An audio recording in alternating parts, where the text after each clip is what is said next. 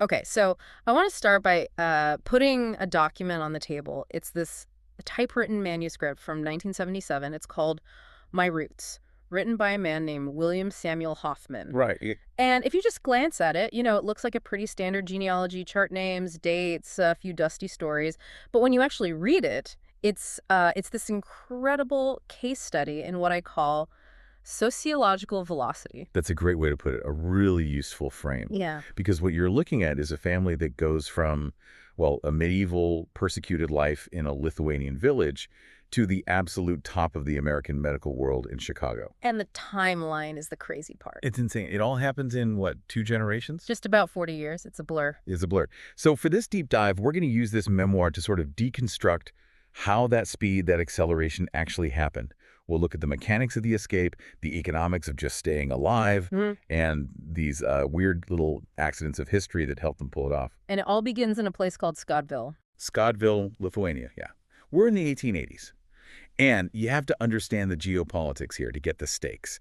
Scottville was right on the border with East Prussia, which was Germany, but Scottville itself was under the thumb of Tsarist Russia. And the memoir makes it crystal clear right away that for a Jewish family, at this exact time and place, the #1 threat wasn't just poverty, it was the draft. We need to pause on that word, draft. Because when we hear that today, you probably think of, what, a 2-year tour of duty? Maybe 4. Right. Something you come back from. In Tsarist Russia, especially under the laws targeting Jewish people, the term of service could be 25 years. 25 years. Yeah. And that's effectively a life sentence. It was designed to be. It was a tool of Russification, basically. The memoir is very blunt about why they had to run. It wasn't just the time commitment. If you were drafted, you were ripped from your community, you couldn't keep kosher, you were subjected to just vicious anti-Semitism. Your whole identity would be erased. Erased. Or, as Hoffman writes, simply, they did not want to be killed. So that's the catalyst. The author's uncle, Max, turns 18. He's in the danger zone. The family has to get him out. But you can't just, stroll across the border into Germany. You need papers. And this is where we get into the grim economics of escape. Legal passports were expensive. They involved bribing Russian officials. And the grandfather just didn't have the cash or the connections for that. So he turns to the black market. He finds a loophole. He finds a man with a passport for himself and his 2 sons. The guy isn't using it, so the grandfather buys it.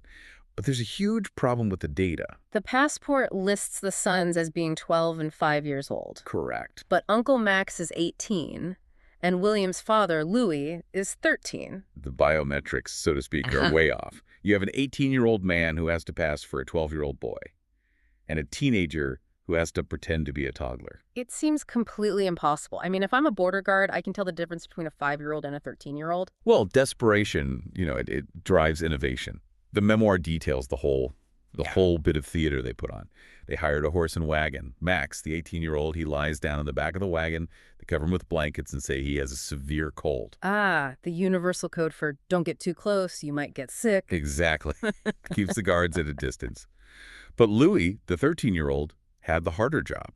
He had to curl up into a tiny ball at the grandfather's feet under a heavy coat to look like he was 5. So they get to the gate. It's the middle of the night. The grandfather hands over the fake passport. Did the guards buy it? Not at first. They were suspicious. They actually started walking over the wagon to, inspect the sick kid. And this is the moment where everything could have gone wrong. If they pull that blanket back, it's over. It's over. The boys go to the army for 25 years, and we never get this story. So what did the grandfather do? He doesn't wait. There was a signal. The grandfather shouts, and Louis the kid, hiding on the floor, reaches up and yanks the reins. At the same time, the grandfather whips the horses. They just bolted. They ran the border. Crashed right through the gate into Germany. Yeah. The Russian guards are screaming, the wagon's careening into the darkness.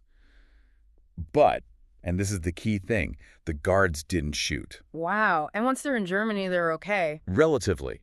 The German guards apparently decided it wasn't worth the hassle to send them back. They let them go. The family ditches the horse. Hoffman says he never knew what happened to it.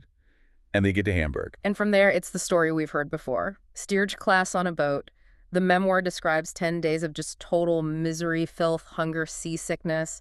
But they make it. They land in America. They escaped. So you assume the family sticks together to survive. And that is the assumption that just gets immediately shattered. They arrive, And the grandfather, the guy who engineered this whole escape, he decides he can't stay. He goes back to Well, Lithuania? goes back. But why? He just risked his life, his son's lives, to get out. It's this profound insight into the clash between, religious identity and American capitalism. Hmm. The grandfather looks at the hustle and bustle of the U.S., the secular grind, and he decides he can't be religious enough here. So he takes what little money they have, buys a ticket back to Scottsville, and leaves. He leaves the boys behind. Leaves them. Max is 18. Louis is 13.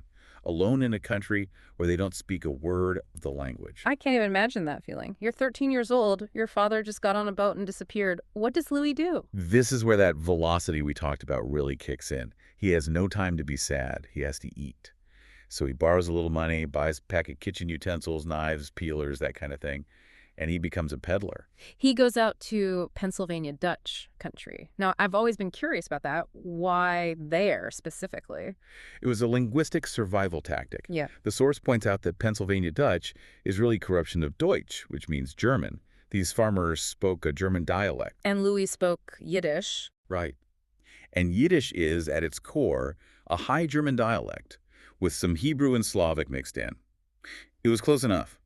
Louis could actually walk up to a farmhouse in Pennsylvania and communicate with the farmers. So that massive language barrier just wasn't as big of a deal there. Exactly. And the farmers were kind to him. They gave him food, let him sleep in their barns. For 2 or 3 years, this teenager just walked from farm to farm, selling spatulas and saving every penny.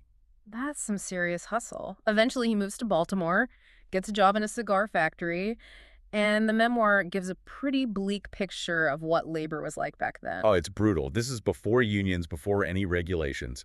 Work starts at 7 a.m. sharp. Uh-huh. If you're 5 minutes late, they dock you a full hour's pay. So you'd make sure to be early. But here's the game they played. Workers would pay their car fare, get there early, wait outside, and then at 7 o'clock, the foreman would come out and say, "Sorry, no work today." So you're out the travel money, out the time, and you get nothing. Nothing. There's a quote from Louis in the memoir. No wonder every workman in those days was a socialist. It really puts that political radicalism in context. It wasn't some abstract theory. It was a direct response to being treated like you were disposable. But despite all that, Louis starts to build a life. He meets Lena Miller. And reading this, it feels like Lena is the real engine of the family's upward mobility. Louis was the survivor, but Lena was the strategist. They get married in 1898. He's 18, she's 19. And she was aggressive. The memoir actually credits her with inventing the phrase, "the customer is always right," long before Marshall Field ever did. That's amazing. There's also that great story about her father, the Bigler incident. Oh, this is a classic. Yeah. So Lena's father was a presser in a clothing factory. He ironed clothes. In Yiddish, the word for a presser is bigler. Bigler, okay. And he had to leave for work at 4 in the morning. So the neighbors see this guy sneaking out in the dark every day. Eventually, the police start investigating him. Because they think he's a burglar. Even worse, they thought he was confessing it. When they'd ask him what he did for a living, he'd say, "I am a bigler." To an American cop's ear, bigler sounds an awful lot like burglar. It took some time for the family to explain that he was ironing pants, not robbing houses. It's a funny story, but it also just shows how precarious things were. Yeah. One misunderstood word, and you're a criminal suspect. Absolutely. So as they settle down, we get to the next generation, William, the author. And you see this shift from pure survival mode to, let's say, advancement mode. But the family dynamics are still intense. The story of the locked room really stood out to me. It's a real character study of the grandfather, the one who did eventually come back to America. Yes, she did come back and was living with them. So the story goes, Lena locked her 2 little boys, William, who was 4, and Manny, who was 3, in a bedroom so she could clean the house. A standard parenting move for the time, I'm guessing. Probably. But William, being 4, figures out how to pick the lock and gets out. He just wanders off. But Manny, the 3-year-old, is still in there. Later, the family realizes Manny is gone. They panic. They think he's lost somewhere in the city. And the grandfather's right there the whole time. He's sitting there reading a book. Now, William describes this man as brilliant in an abstract way. He knew 12 times 12 was 144 instantly. But he had no sense. He knew the door was locked. He knew the child was missing. But he could not connect the dots and realize the kid must still be in the room. Too smart for his own good, in a way. Precisely. And the whole situation is resolved by a visitor, a cousin who is visiting from Ireland. And this is another one of those incredible identity details. A cousin from Ireland. Yes. His name was Heffernan. Heffernan. That is about as Irish a name as you can get. It is. But he wasn't Irish. He was another relative from Scottville, Lithuania, who had immigrated to Dublin. And just like the Hoffmans were adapting in America, this cousin became a Heffernan to fit into Dublin society. It just shows how fluid identity was. You land in Baltimore, you're a Hoffman. You land in Dublin, you're a Heffernan. You become what the port of entry requires. It's total adaptability. And that brings us to the central conflict of William's life, his career. You have the peddler generation, Louis and Lena. Now they have an American son, and their dream is very specific. My son, the doctor. But William has different plans. He completely falls in love with chemistry. Takes one class in high school and he's hooked. He wants to be a chemist. He says flat out that he hates the sight of blood and has zero interest in sick people. The parents aren't having it, though. Not at all. To them, a chemist was just a glorified pharmacist, an employee. A doctor was a profession. It meant dignity, security. They couldn't wrap their heads around why he'd choose chemistry. So they reach to some kind of compromise? Sort of. Hmm. William goes and gets his PhD in chemistry from Johns Hopkins. He thinks he's won. He's officially a chemist. But then the reality of the job market hits him. This is the 1920s. Right.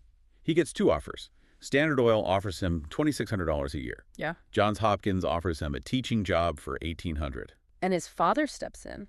Louis, the man who started his life selling kitchen tools, he looks at the numbers. He asks William, which is the better medical school, Indiana or Hopkins?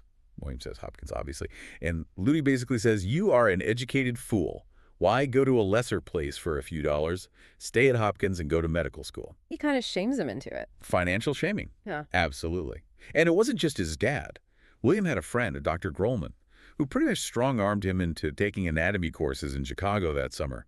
William tried to refuse, saying, I'm not going to study subjects I have no interest in. But he went anyway. He went, he bought a typewriter, got on a train, and just resigned himself to it. He was being dragged, kicking and screaming into this incredibly prestigious medical career. It wasn't a smooth ride, though. The Great Depression is hanging over this part of the story. It is. The family's savings, their stability, it just collapses. They lost everything in a building and loan bankruptcy. So right when William is in medical school, all the family money is gone. So how did he finish? His military service? William was a World War I veteran, and that service made him eligible for a partial scholarship. It's another one of those ironies. The draft his uncle ran from in Russia was a death sentence. Yeah. The service William did for the U.S. ended up being his economic lifeline. So he finishes medical school. The kid who hated blood takes the internship exam for Cook County Hospital. Which was a huge deal, a major institution. And despite being so reluctant, despite wanting to be a chemist, William takes first place in that exam. First place. He started his internship on July 1st, 1929. The stock market's just a few months from crashing. But he's made it. He's a fully trained physician. And he writes in the memoir, I was proud to be one. When you step back and look at it, the trajectory is just staggering. You've got the grandfather whipping horses to escape a Russian checkpoint in the 1880s. Barely 40 years later, his grandson is the top-ranked intern at Cook County Hospital. It really challenges how we think about historical time. We think of assimilation as this slow, gradual process over centuries. But here, it was like lightning. And it really came down to three different things all working together. If we had to boil them down, what were those three elements? First, I'd say is just luck. The luck that the guards didn't shoot, the luck that Louis happened to find German-speaking farmers. Without those little accidents, the whole story falls apart. Okay, second. Grit. Just the sheer physical endurance of Louis. Pedaling on foot, working in that cigar factory. Yeah. The willingness to suffer through anything just to survive. And the third? Ambition. And this is really Lena's part of the story. She was the one who refused to stay put. She pushed for the better store, the better neighborhood, the doctor title for her son. Grit keeps you alive, but ambition is what moves you up the ladder. That's a powerful combination. You know, thinking back on this whole thing, the detail that sticks with me the most isn't even the success. It's that cousin in Dublin, Heffernan. The Irish-Lithuanian. It just makes you wonder how much of who we are is just accidental. If his family ship had gone to Baltimore, maybe he's a Hoffman. If the Hoffman ship had gone to Dublin, maybe William grows up to be a famous Irish chemist named Liam Heffernan. That's a profound thought. We adapt to the soil we land on, whether that means changing your name, learning a new dialect, or forcing yourself to study anatomy when you'd rather be in a chemistry lab. This whole memoir is a testament to that incredible plasticity. Well, that's a wrap on our deep dive into the Hoffman family papers. A great reminder that every family tree has an action movie hiding somewhere in the footnotes. Absolutely. Thanks for the conversation.